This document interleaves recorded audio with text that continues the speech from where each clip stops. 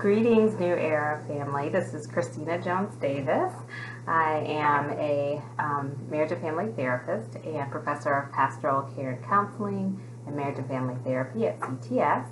And I am back to speak once more just about some mental health tips. Pastor Moore and Sister Crystal have really been helpful in providing this platform to share as many tips as I possibly can about how to survive this pandemic mentally well. And so I want to start, I did a video a few weeks ago and we talked about kind of signs and symptoms of depression and anxiety and just this uncertainty and stress that we're all under, having had our worlds turned upside down and all the rapid changes, all the worry and the ways in which we've been impacted. In one way or another, we've all been impacted. We've all lost things. We've all had something that has been unexpected as a result of this. And so we talked about making sure that you're doing self-care, your basic wellness hygiene routine, as I like to say, eating well, sleeping well, exercising, anything that you were doing to keep yourself well before COVID-19. It is imperative that you continue to do that after, whether that's a medication regimen, whether that is groups that you're involved with, therapy that you're involved with. Most of those kind of wellness most of those, that was my thumb that dropped. Most of those wellness resources have been adapted to online platforms, and so I urge you to continue to do that.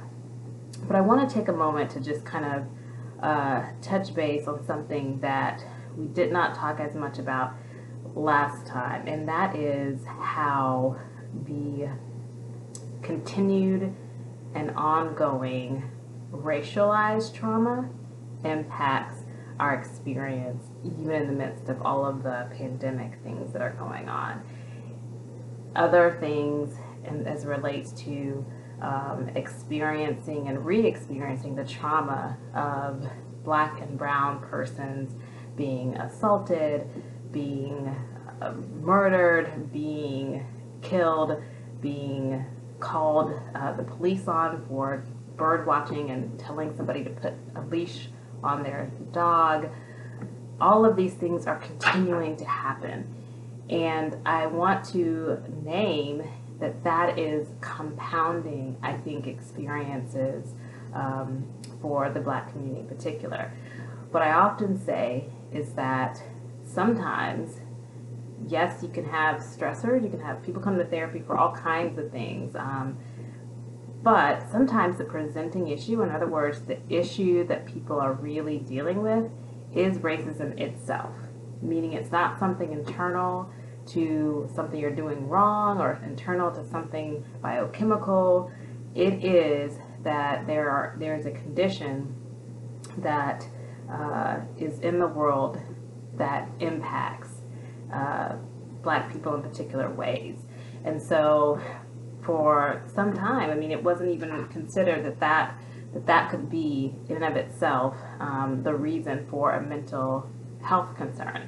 But what we learned over time is that that translates that being stress from discrimination and certainly this kind of re-traumatization of kind of the ways in which we identify with the individuals who are killed at the hands of law enforcement, the way in which we know someone who knows someone who knows someone who has had an experience, if we've not had an experience ourselves, where there's been racial profiling, there's been undue force, there's been a situation that has caused a great deal of distress and even trauma.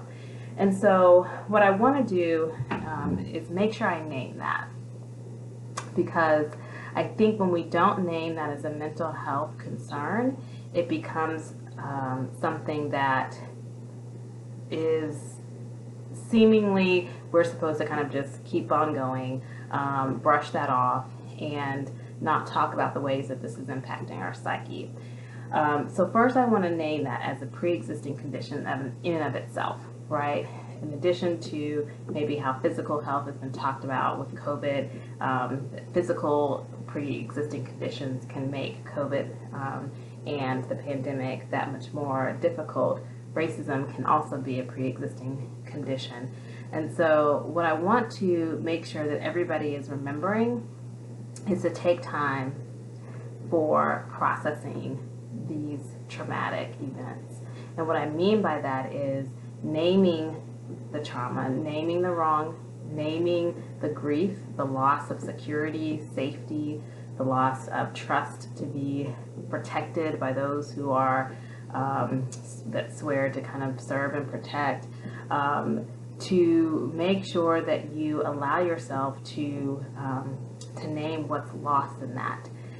In grief, there is also anger, and that is a healthy and it is an expected and necessary part of what it means to process trauma.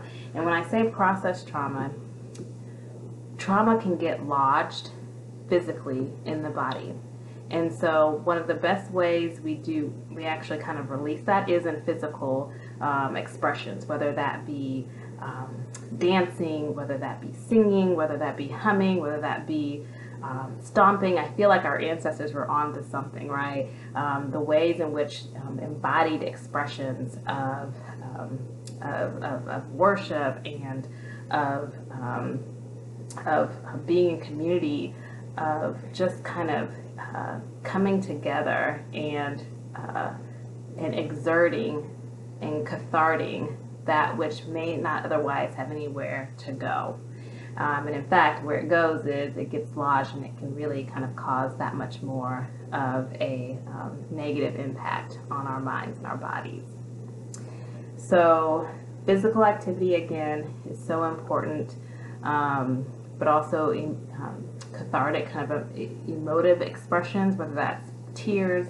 Of course, I'm always going to put a plug in for counseling, a trusted, even if it's not a professional counselor, which could be sometimes called for, trusted friends, family, people who are going to affirm your worth, your value, and not question why you might be feeling the way that you're feeling, but allow space for that.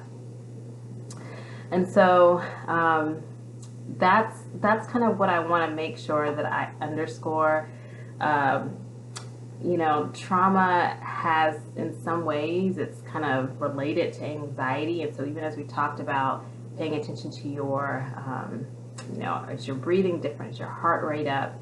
Are you kind of ruminating on thoughts? Are you unable to kind of get things done because of maybe just kind of this paralysis of thoughts, or kind of fixating on things, or racing thoughts?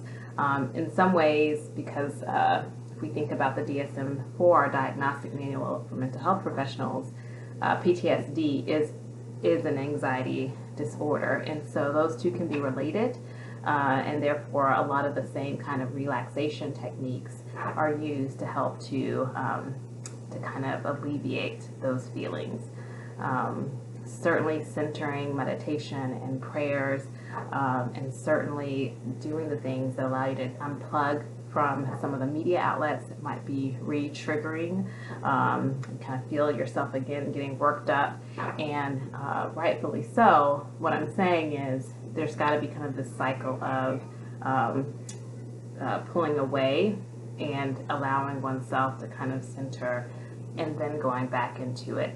And when you go back into engagement with the media or engagement with the conversations, I would also urge you to, of course, in moving through cycles of grief, make sure that while there's sadness, there's anger, there's also this piece of kind of mobilizing.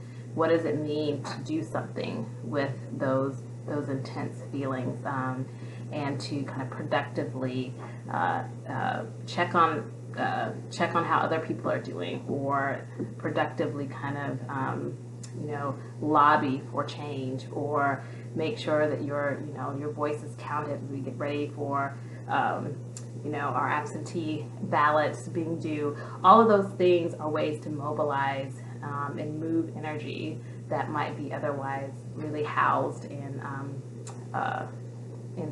really deleterious to your mental health. And so, that being said, I want to say a few reminders about quarantine fatigue. In other words, we've been at this for almost 2.5 or so months, depending on when you started to kind of slow down your activities, and maybe it was even before the stay-at-home order. But we've been at this for some time, and I know that there were some folks who maybe got a little bit of energy from being able to be at home, maybe do some home projects, maybe catch up on some family time or rest. There were a lot of things that I think maybe initially help people kind of stay encouraged and stay well. And so what I want to make sure that folks know is that it's normal to feel a little bit of fatigue, feeling like maybe you are over it, as I do at times. That's normal. And so I want to also say that now is not the time, of course, to give up on the things that can help you remain encouraged. And so I had a colleague of mine who talked about developing a quarantine. So a team of folks who are going to really help encourage you through this, really kind of be your go-tos, whether it be via video platforms or phone, or just creative ways to, whether it be drive-bys, but six practicing social distancing 6 feet away. Who are going to be the folks, that core network that you're going to be able to rely on? I know for myself, with having little ones that are no longer in school, what it means to even have a few families who we connect with via a video platform to make sure that they can do little activities together and see each other, have some social time and things like that. Those are becoming more routine, and I'm really grateful for that. And so just finding ways to get your team in place for the long haul. We just don't know how long this is going to last, in terms of just quite literally how long we are going to have to, as a city, kind of have some degree of these measures in place. But even if the city relaxes, and when the city relaxes their requirements, we don't know how long it will be still wise or healthy for households, particularly households that might have more vulnerable demographics in them, age and such, to practice these kind of measures. And so I mentioned to you that I've got kids in the household, and I wanted to kind of say a little bit about the kids before I leave, before I end this little message to everyone. Is just make sure that you're attending to children in the way that they're processing the anxiety, the uncertainty, the change. It may not look the same, right? They may not be articulating it using words, but it may be showing up in the way of regressed behavior.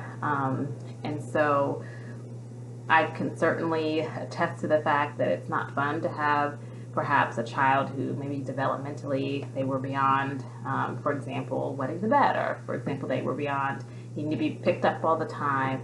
But in these days, maybe they're more clingy, or they're more in need of assistance and help with things that they used to be able to do independently. And so I would just kind of remind everybody and encourage people to be patient, to recognize that as caregivers, we are their first responders, and we are the folks who are kind of on the front lines for them, to help them process through things and help them to remain mentally well as well throughout the situation. And I think that a lot of times little people, just like big people, pick up on energy, right? So even the things that we're not saying, if we're worried, if we are if we're feeling kind of just kind of irritated or irritable, then there are these kind of implicit messages that things are not okay, that kids are really, really good at picking up on. And so, again, making sure that we're doing our healthy kind of routines. We're checking in with ourselves about kind of whether if you're prone to kind of more depressed moods and really motivation starts to lack, you notice change in sleeping patterns, you notice change in eating patterns, those kind of things, feeling worthless or helpless or hopeless, certainly any thoughts about harming yourself, please be sure to kind of check in, make sure that you're checking in with yourself but also with others. There's lots of screenings that can be done free online if you just tap in kind of depression screens that can help you even get started. As always, my email address is christina.davis@nne.org. So please reach out if you have any particular questions about anything you're experiencing. So again, just taking responsibility for some of what you might be experiencing, because it can also send messages to little people who are around taking cues. That being said, I've got plenty of resources to share should you need anything for any particular kind of concern that you have. I tried not to do too much, of course, diagnosing via these kind of platforms when it comes to kind of sharing some tips for surviving this pandemic. But I can certainly connect you to places that can get more specific understanding of what it is that you might be experiencing. Take care of yourselves, take care of one another, ask for help, receive help, and prayerfully we will all be all the better when we get through the other side of this. God bless.